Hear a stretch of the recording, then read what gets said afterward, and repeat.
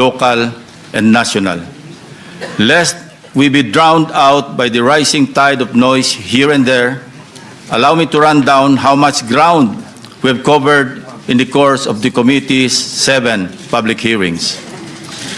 Since the Bulacan 1st District Engineering Office was exposed as the epicenter of the biggest corruption saga in recent history, your committee was able to hear and record the sworn testimonies of DPWH District Engineer Henry Alcantara, Assistant District Engineer Bryce Hernandez, JP Mendoza, and the rest of the so-called BGC boys, and laid bare their collective splurging of billions of pesos in several casinos, made possible by their indispensable roles in a mafia-like scheme, not from extortion for protection activities involving business establishments, but through an elaborate conspiracy in siphoning funds from the country's national budget intended for flood control projects to protect lives and properties of Filipinos in low-lying areas.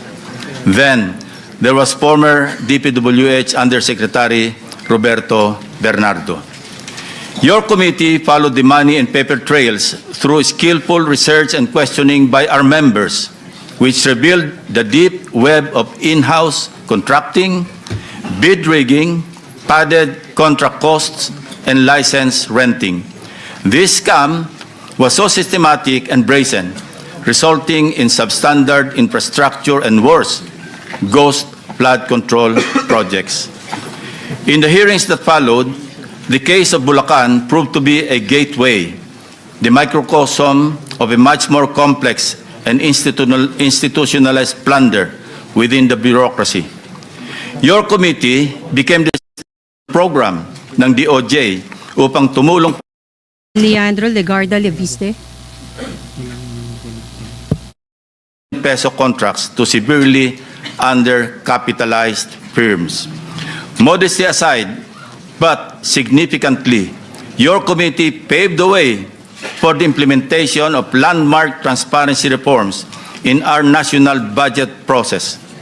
These include our transition to live-streamed and open BICAM that detailed budget amendments, insertions, if you like, that are now traceable to their proponents. Not to mention stricter safeguards to ensure that no vague or undefined infrastructure projects are included in the General Appropriations Act. Let this serve as a warning to skeptics, detractors, and hijackers who exploit the vulnerabilities and anger of our people to deepen the fault lines of our nation during these trying times. Your noise will not silence the truth. Neither does it provide any help in our investigation. Your noise cannot convict and won't even indict the malefactors in this flood control mess. Only evidence does.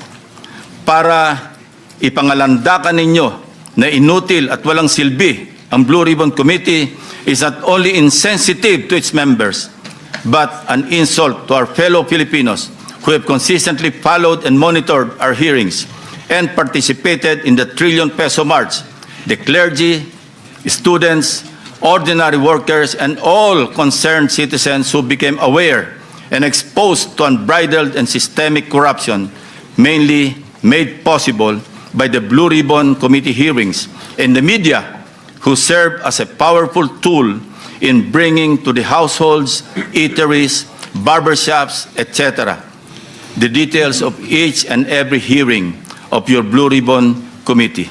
With all that being said, as the chairman of this committee, I say to you, shut the F up. Let us now resume our hearings. General Counsel, kindly acknowledge the